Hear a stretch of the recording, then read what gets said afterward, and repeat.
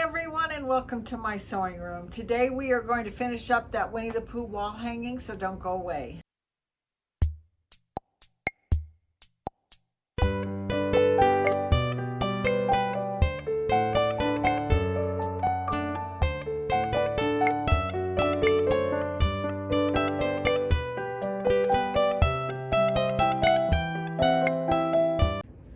Okay, so as I just said, I want to finish up the Winnie the Pooh wall hanging, and I think what we're going to do is we're just going to go straight to the cutting table, and I'm going to lay it out, and I'm going to show you exactly the steps that I took to get it finished.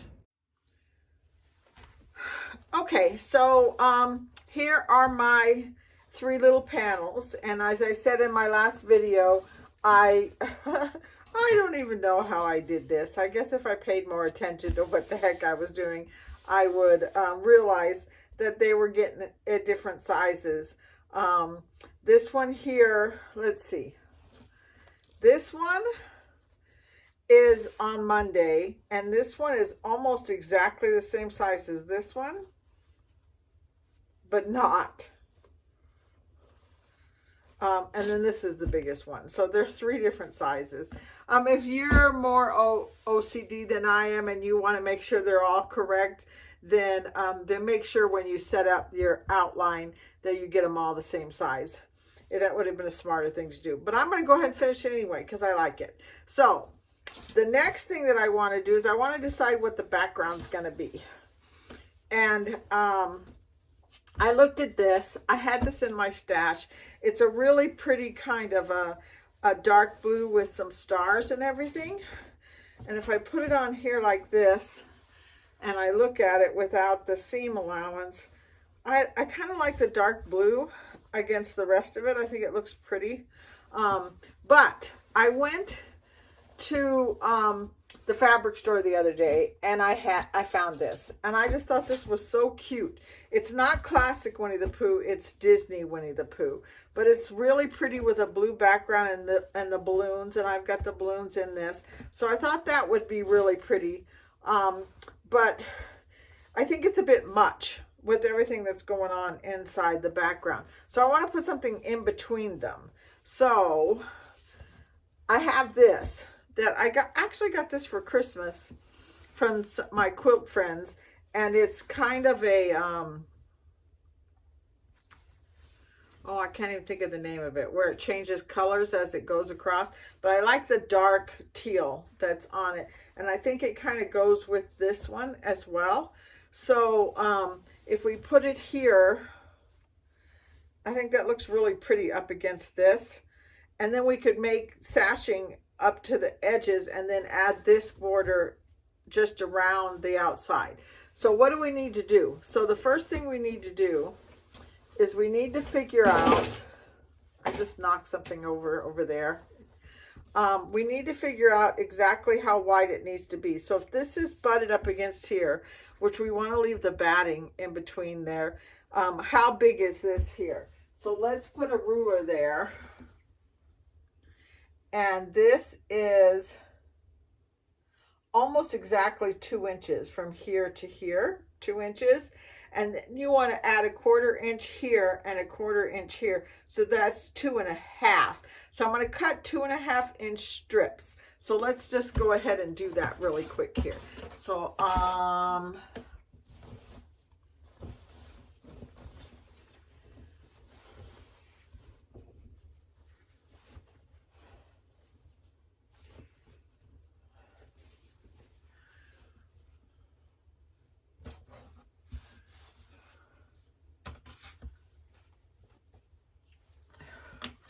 let's do, I'm going to do 3 because I've got a salvage here that I need to get rid of. So turn it around, 2.5.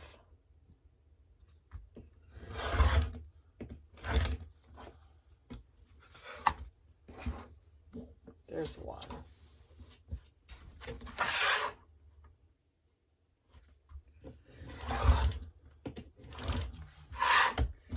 There's another one.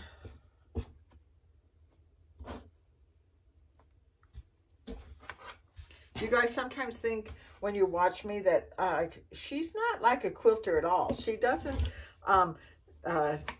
she's not as organized as she should be. I sometimes think that I'm just a little bit, probably because I started out as a doll maker, and doll makers can be a little bit more like, I think this looks good. Let's just do this. Let's see what maybe it comes out to look like. And that's where I get into trouble sometimes as I'm doing this kind of stuff. So I'm going to cut this.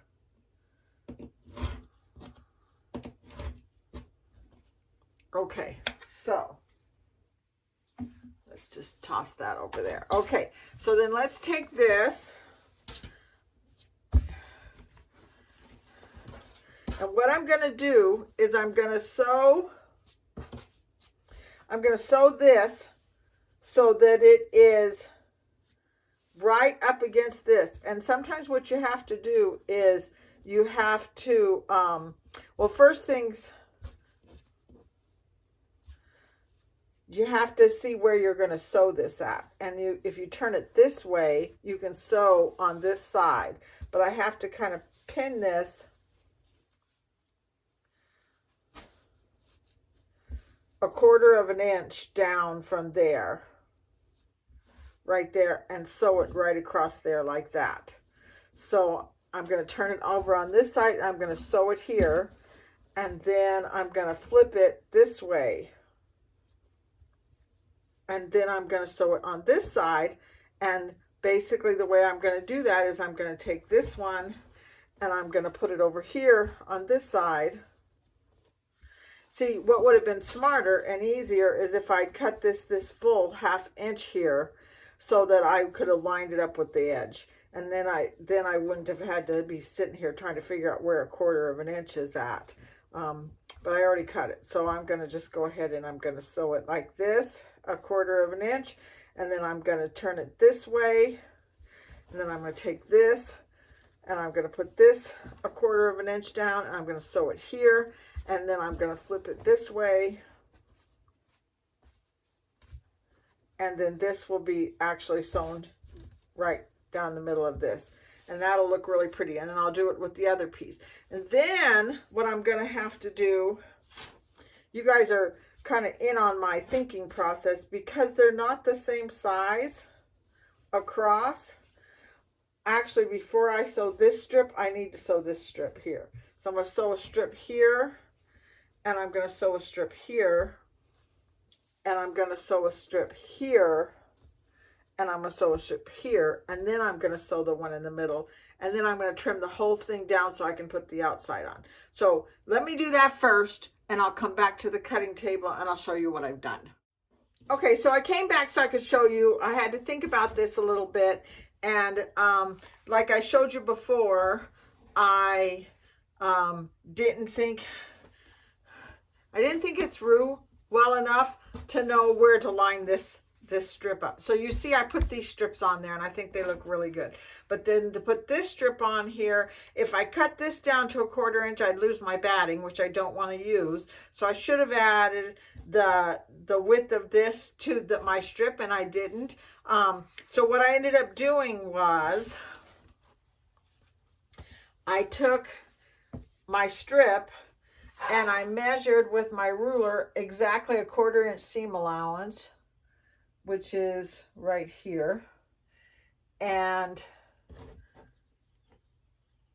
sometimes it's hard to get this lined up at a 1/4 inch all the way down. And then I used my friction pin. You've seen me use friction pins before. They iron away wonderfully. So I'm marking this on the wrong side of the fabric. And then I'll take this and I'll put it on here so that the pin goes, the marking that I did goes right on where this seam allowance is. And then I'll put a pin here and a pin here.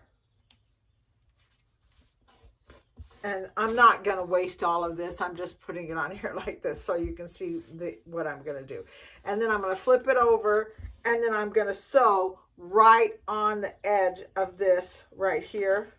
And that should create my sashing in between. I'm pretty sure this is going to work. So I'll be back in just a second, and I'm going to show you exactly what I ended up with. So I went ahead and I sewed those. This one is sewn right along the line that I made, and then this one is sewn this way here. And then when I open them and flatten them out, look how nice those two seam allowances just come together in the middle of that. So I think I did a fairly good job there. And then when I lay it this way, it looks like that.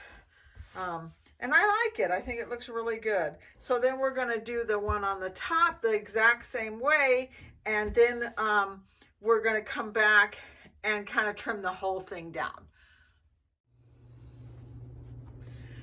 Okay, so I got it finished. I think it came out pretty good. I really like it. I had to make sure I centered these because of the different sizes. But I mentioned before that I was going to trim this down, and then I thought about it. And if I trim it down, I won't have any batting behind it for the next, for this Winnie the Pooh one that I want to put on here.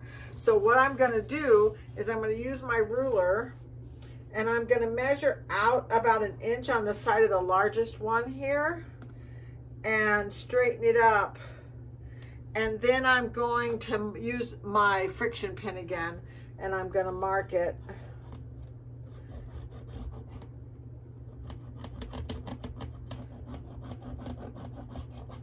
I want to make sure it actually draws.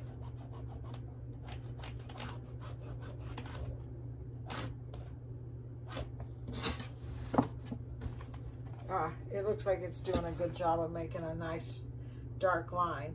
And remember, these lines iron away, so it's not a problem. And then once I cut this into the strip size that I want, which I think is going to be about 2 inches, I will just kind of lay it up against this line and sew it, and then flip it back just in the same sew and flip method I used for the rest of it. So I will do that, and I'll come back and show you what I've got so far. I put the sashing on the sides, and after I looked at it, I was going to put a piece of sashing up here on the top, but I don't think I will, because I think once I trim it down, I'm going to bind it in the Winnie the Pooh, so the binding around it will kind of close everything up and make it look good. So now basically all I really have to do is decide how wide I want this sashing to be. I cut the sashing on this at 3 instead of 2.5, like I said before, so I'd have a little bit of give. So now that I've got it on here, I'm going to look at it here, and I think 2 is perfect. It doesn't need to be any wider than that.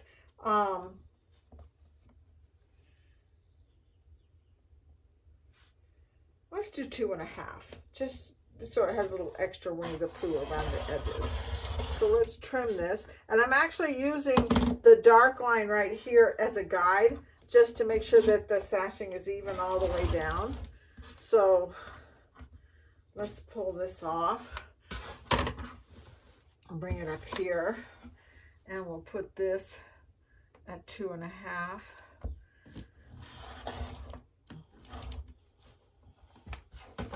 I'm going to turn it this way.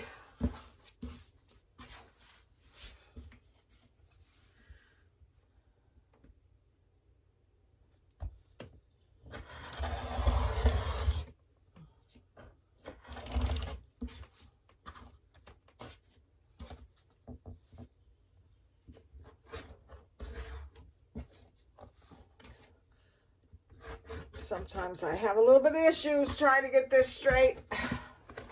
Okay, let's put this here.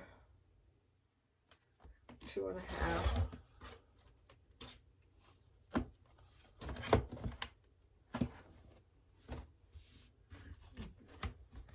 Let's make this straight.